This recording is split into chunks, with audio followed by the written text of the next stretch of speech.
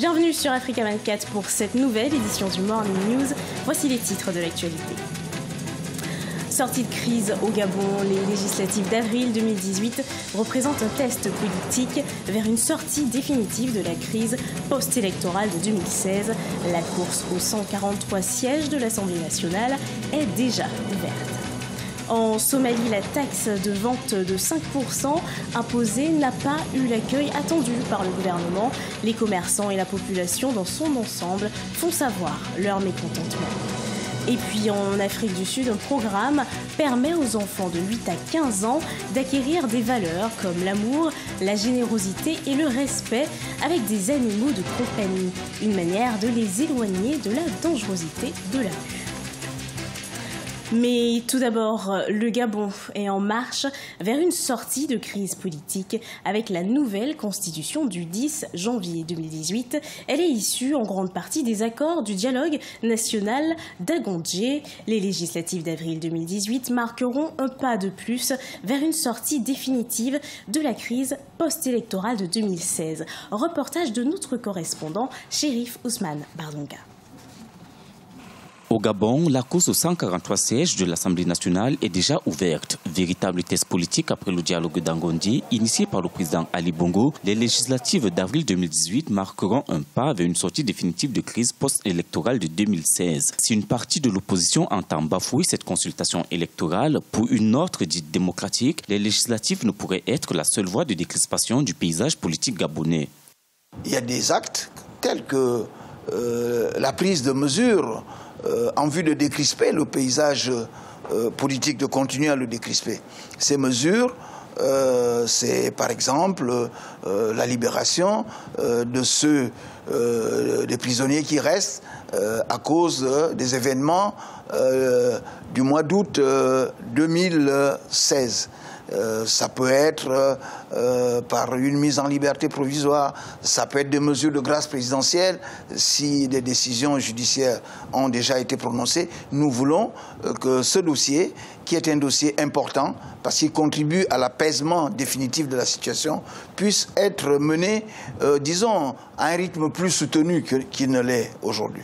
Lors de son premier congrès extraordinaire tenu à Libreville du 16 au 17 février 2018, le parti de René Demezo s'est restructuré et sa politique générale a été réaffirmée. Le directoire du parti, autrefois composé d'un président et des vice-présidents, est désormais constitué d'un secrétariat permanent avec des membres ayant des attributions bien précises. La nouvelle équipe dirigeante s'est résolument engagée à veiller au respect des actes du dialogue d'Agondjé.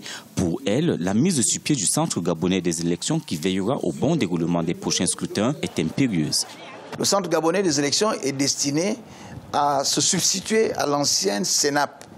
C'est une structure qui va donc désormais organiser les élections. Elle est importante parce que dans le mode de désignation de son président, qui est un appel à candidature, une élection de personnalités indépendantes, mais par un collège formé à parité de représentants de la majorité et de représentants de l'opposition, c'est important.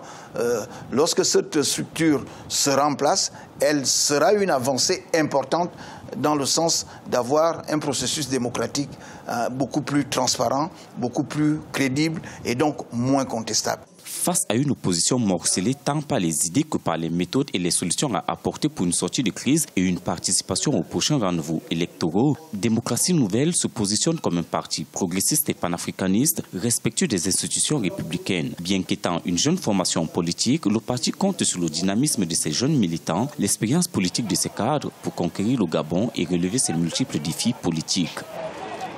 En Somalie, une réforme fiscale du gouvernement provoque la controverse. Les commerçants de la ville de Mogadiscio sont en colère. La taxe de vente de 5% imposée, créée pour permettre de collecter plus de recettes dans le but d'alléger la dette du pays, n'enchante pas les commerçants. La population attend beaucoup des autorités pour améliorer leurs conditions de vie. Siamlou, Victoria City. Dimanche 18 février 2018, mouvement d'humeur de commerçants à Mogadiscio qui ont fermé le principal marché de la ville somalienne. Ils protestent contre la décision du gouvernement d'augmenter les impôts. Il s'agit d'une taxe de vente de 5% imposée. Selon le gouvernement, la mesure vise à alléger la dette du pays trop élevée, estimée à 5 milliards de dollars. À Mogadiscio, les étals dans le marché de Bakara et ses environs sont restés fermés toute la journée.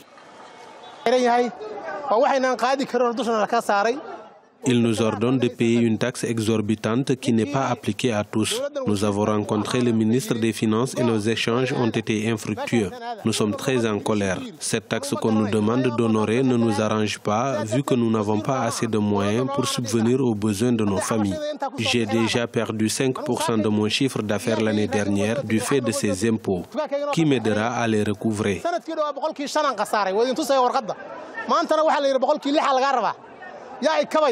Pour mieux gérer le service de la dette et régler les arriérés évalués à 325 millions de dollars, le gouvernement se voit dans l'obligation d'appliquer des réformes fiscales jugées austères. Certains décrivent son caractère partial dans un pays menacé sérieusement par le terrorisme, où la masse salariale est importante et où les populations attendent encore une profonde amélioration des services sociaux de base. Si le marché est fermé, c'est la faute du gouvernement qui ne prend pas en compte nos réalités de vie. Nous avons des difficultés et nous demandons à nos autorités d'analyser nos besoins et de réduire ce tempo trop élevé pour nous afin que nous puissions ouvrir de nouveau nos magasins et faire fonctionner nos étals. En 5 ans, la collecte de l'impôt et certaines mesures d'accompagnement du secteur privé ont fait passer les recettes intérieures à 1,8% du produit intérieur brut en 2016 contre 0,6% en 2012. Toutefois, selon les prévisions de la Banque africaine de développement, la crise humanitaire devrait se poursuivre en 2018 et freiner la reprise économique. Les pertes de récolte dues à la sécheresse sont estimées à 1,5 milliard de dollars. La dépendance vis-à-vis de l'élevage et de l'agriculture fragilise davantage l'économie et laisse peu de marge à une reprise effective et imminente. Inculquer aux enfants des valeurs comme l'amour et le respect, c'est ce que réalise en Afrique du Sud le programme Funda Ninja, qui signifie apprendre avec un chien en zoulou. Ce programme s'adresse aux enfants de 8 à 15 ans.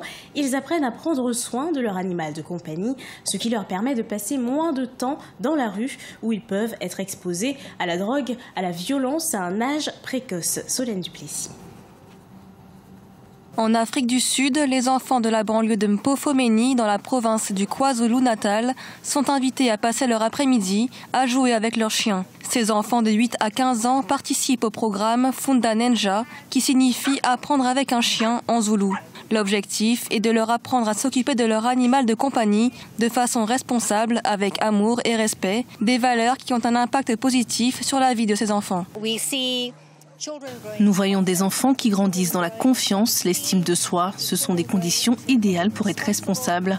Nous voyons une différence aussi auprès des chiens qui sont très rarement mal nourris ou négligés. Les enfants sont fiers de leurs animaux, la communauté est fière d'eux. Prendre soin de son animal, une activité à plein temps. Le dispositif a également pour ambition d'éloigner ces enfants qui viennent des townships voisins de la criminalité. Dans un pays où le taux de criminalité est parmi les plus élevés au monde et dans lequel 27% de la population est au chômage, de nombreux jeunes sud-africains sont exposés à la drogue et à la violence. J'ai commencé en tant que bénévole à Funda Ninja en 2012. À cause de ce qui se passe dans nos quartiers, les garçons rentrent dans la drogue et d'autres mauvaises choses. Je ne voulais pas rentrer dedans, moi. L'initiative de cette formation est soutenue par des dons et des sponsorings. Depuis le début du projet en 2009, les parents et les tuteurs parlent d'un nouvel espoir pour l'avenir des enfants des townships. Le programme, qui a débuté avec 12 stagiaires, en compte maintenant 81 à chaque séance. La saison 2018 de polo s'est ouverte ce 15 février 2018 au Nigeria. Le polo, ce sport qui met à contribution les chevaux, est traditionnellement considéré dans ce pays comme un sport d'élite, mais il connaît une certaine évolution depuis quelques années. Le polo nigérian fait face à des nécessités d'amélioration des infrastructures pour les mettre au niveau des normes internationales. Sheikh Omar Badango. C'est devenu le plus grand tournoi de polo d'Afrique de l'Ouest, celui du Nigeria.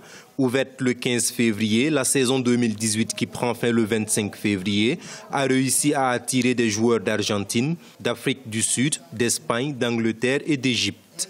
Signe que ce sport a connu une certaine évolution dans ce pays, ce qui néanmoins ne cache pas les défis qu'il reste à relever. Eh bien, nous pouvons aspirer à être numéro 1 dans le monde. Pour ce faire, nous avons besoin de commencer à élever nos propres chevaux. Le cheval argentin est le meilleur cheval de polo dans le monde. Et en Argentine, ils ont des centaines de terrains de polo. Tout est une question d'entraînement. Et si vous le faites tous les jours, vous serez le meilleur. Nous aspirons à cela, mais le meilleur pays pour le polo, c'est l'Argentine. Parce qu'ils ont des chevaux, ils ont les joueurs et ils ont les terrains. Le polo a longtemps été considéré comme un sport d'élite. Cela s'explique en partie par la cherté du cheval qui peut coûter jusqu'à 40 000 $. Ousmane Ahmed possède 4 chevaux et joue au polo depuis l'âge de 11 ans. Il rejette cette idée de sport élitiste. Pour lui, c'est plutôt une tradition transmise de génération en génération. Nos parents venaient ici, nos frères aussi. Ils avaient l'habitude de venir avec nous et comme nous aussi, nous venons avec nos petits frères et nos enfants maintenant. Alors peu à peu, c'est devenu héréditaire, ça se transmet en famille. Toute personne qui aime le polo, dès qu'elle prend sa retraite, voudra que son fils prenne la suite pour devenir joueur de polo. Encore appelé le sport des rois, le polo au Nigeria est considéré par ses fans comme le roi des sports. Le pays compte à ce jour 6 clubs et 34 équipes. Presque toutes ces équipes font partie des clubs qui, eux, appartiennent à des millionnaires locaux. Les sponsors d'entreprises qui investissent dans ce sport représentent quant à eux des dizaines de milliers de $.